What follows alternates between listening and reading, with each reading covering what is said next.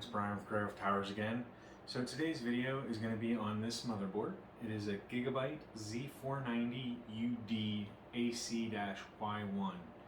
Now this one is an ultra durable, which is what the UD stands for, which means that the components are a little bit higher quality than some of the other motherboards have. They're usually rated pretty good. I have been doing a couple of Gigabyte motherboards lately, so it's not that I prefer them over anybody else, it's just that's what I was able to get a hold of. Let's take a look though and see what you get. Now for this particular one, I paid about 90 to 100 bucks, depending on whether you include tax or not. I believe it was 88 plus 11.50 shipping plus tax. It was, you know, 105, 106 bucks, something like that. But this is a Z490, which means that it's capable of running 10th and 11th gen CPUs of Intel. Let's take a look though and see what we get for our $100, give or take.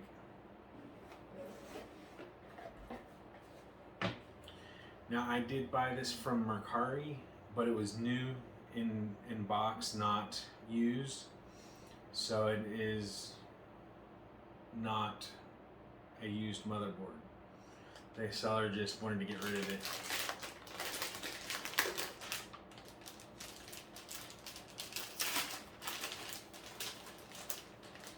I did, however, open this part to make sure the pins were not bent so that I could raise the seller.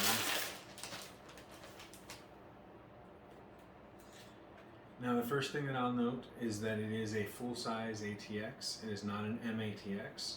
I see 3 PCIe X1 slots, 2 X16 slots, but if I remember correctly, this one is an X8 and this one's an X16.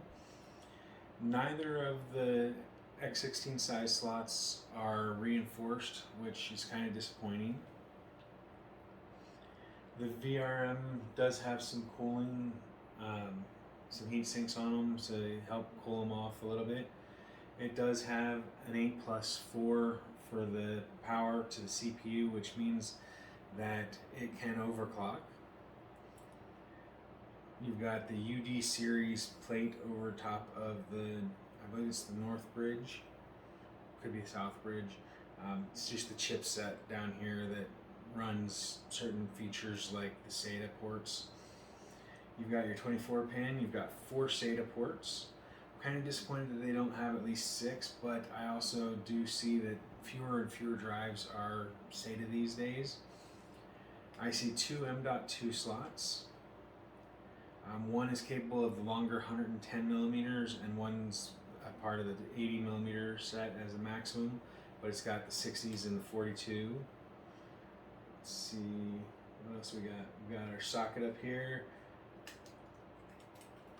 It is a socket 1200 for the CPU, LGA 1200. You've got 4 DIMM slots, 2 gray, 2 black. Let's see, we've got a system fan connector up here, a system fan connector here, and another one down here. So you've got 3 system fan or case fan connectors. You only have the one CPU connector. There's no optional CPU connector, which means that you will not be able to run certain custom loop type liquid coolers that require 2 connections. Only the AIOs and regular CPU coolers and custom loops that require only a single CPU connector. Oh, I see a 4th fan connector down here. So you've actually got 4 fan connectors, which is actually pretty good. So that's not bad at all. I do see 2 ports here for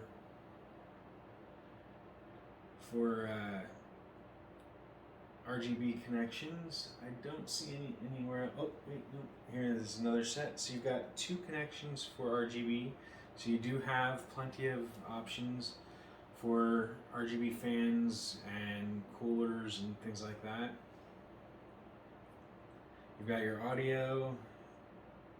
Let's see, TPM, front USB, front panel connectors. One of the cool things that I liked about this particular one is actually two things. One is it has included in it built-in Wi-Fi, which is always nice. And then the other option that it has that I like is that it's got the faceplate for the I/O shield built into the rear of it, so you don't have an extra I/O shield that you have to have plugged in. So everything looks good. It looks like it's going to be a hefty motherboard. It's an ATX motherboard, so it is a bit heavier than an MATX, but it gives you all the features that you want. It looks like there is some LED built in as well. Typically it's yellow on these, and I don't know why, but that seems to be the pretty common color on these. But it has at least LED, if not RGB, built into the back here, and that's the only spot that it has any light built into it, which is kind of sad because when the video card's here, it's going to block at least a bunch of that. That aside, the motherboard looks sturdy, it looks decent. It is for 10th and 11th gen CPUs, so you get relatively new tech on it, and for $100 it beats Amazon, because Amazon typically is $130 to $160 for this same motherboard.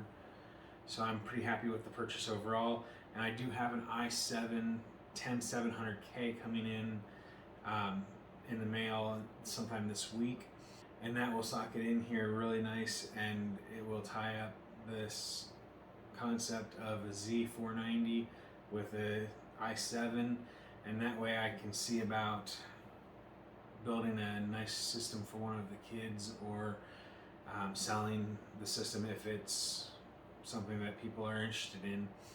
So now, aside from this,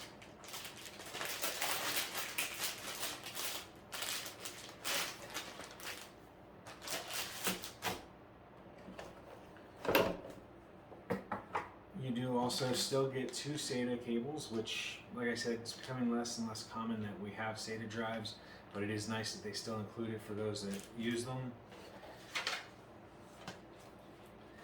You get your instruction manual, you get your driver's CD, which honestly they could do without, save everybody $1 or whatever it is. And then you get your antennas for the Wi-Fi that's built in.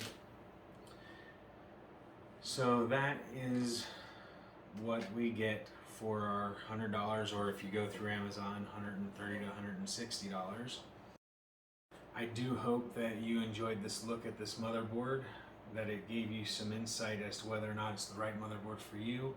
If you're looking for an ATX motherboard, I definitely have no problem recommending such a motherboard. It looks like it has all the best features that are needed except for the RGB built into the motherboard. But honestly, it has the headers so that you can add that in through fans and other items. And so I have no problem recommending it for anybody that needs a good ATX motherboard. Just do keep in mind it is an ATX, not an MATX, so it will not fit in the smaller cases. That aside, I hope that you all enjoyed this video, found it at least informational, if not entertaining. If you haven't already, make sure you hit the subscribe button that should be in this general area here, and that way you can keep up to date on our new videos as we post them, as well as our community section. And then, as always, if you have any questions for myself or the channel or about the product, make sure you leave those down in the comment section below. And if you liked this video, make sure you hit this like button so that we know that you enjoyed it. So thanks for watching, everyone. I hope you have a wonderful day. Bye for now.